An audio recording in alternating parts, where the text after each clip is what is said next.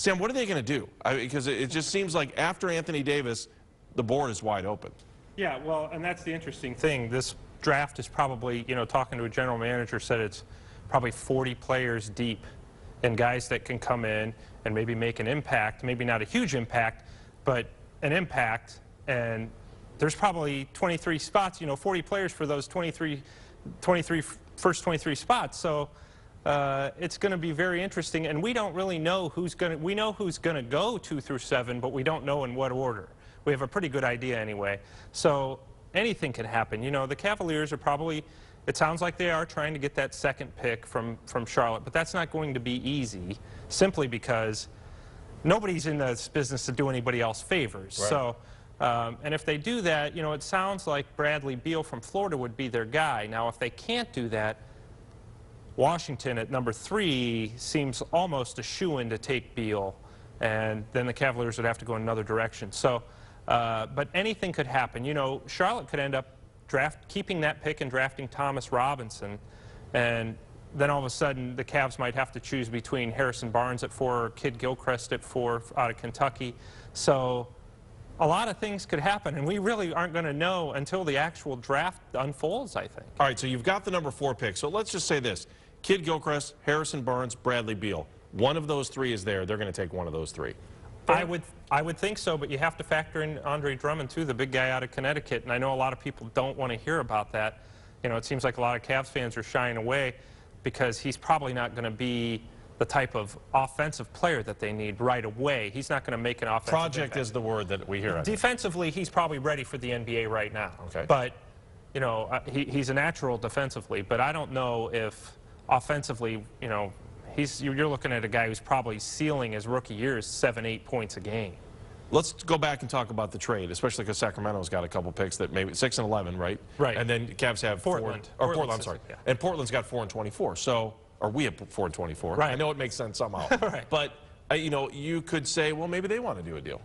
Well, there is a possibility. People have been talking about, you know, possibly trading 4 and 24 the Cavaliers to Portland for 6 and 11. They do like Jeremy Lamb out of Connecticut, the shooting guard, and he would fill a need, obviously, and from what I hear, they've been impressed with him, and a lot of teams have been impressed with him, and that might make more sense if you can't get Beal.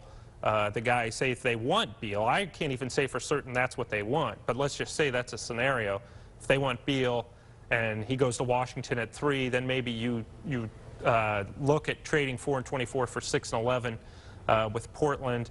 I think from what I'm hearing, though, Portland wants to get rid of that, wants to keep 6 and get rid of 11. So that might screw up everything. Sure. So it's just, it's pretty confusing time right now. It's really confusing. And there, you know, there are other factors in this. If you talk about guys that you may have been, let's say Jared Sullinger, who was considered a top 14 pick, a lottery pick, going anywhere from 8 to 14, has slid because of his back. You know, some teams have, the NBA doctors red flag, you know, and I've seen where teams have said, well, we're yellow flagging him, you know, and I just thought, you know, he could fall, there's a possibility he could fall the way to the 2nd round. He may be there at 33. It seems like a long shot, but the more I'm hearing, the more I can see him going to be available early in the 2nd round if teams are telling the truth, which they really never do at this time of year. How important is this draft? Is this a make or break for Chris Grant? Last year, he made the right call with Kyrie Irving.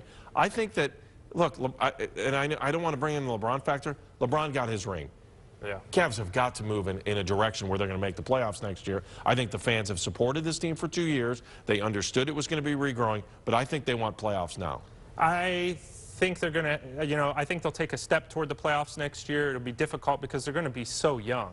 You know, if let's say they keep all these picks, 4 and 24, and one of the 2nd rounders, 33, there's all of a sudden 3 rookies, and then you have, you know, a 2nd-year point guard who really didn't get a full season in Kyrie Irving. So I think the name of the game is improvement, and to limit these blowout losses where you're losing games by 37, 38 points at home.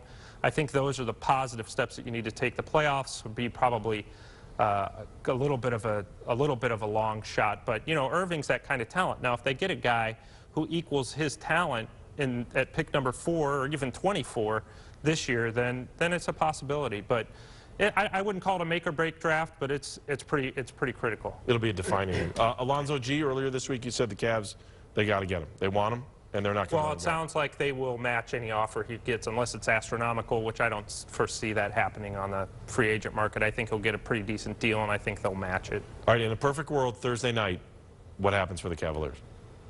Well, you know, just knowing what I hear, you would think that they would somehow Bradley Beal would fall to 4. If not, I think they may go with Harrison Barnes, and I don't think that's going to be a big disappointment. You know, in a lot of years he would go 2 or 3. I don't think he's a #1 guy, but he could possibly go 2 to Charlotte. So, but I think #4 they end up getting Bradley Beal or Harrison Barnes. They got a pretty good wing player, and you know, hey, worst case scenario is you get Michael Kidd-Gilchrist. That's a winning situation.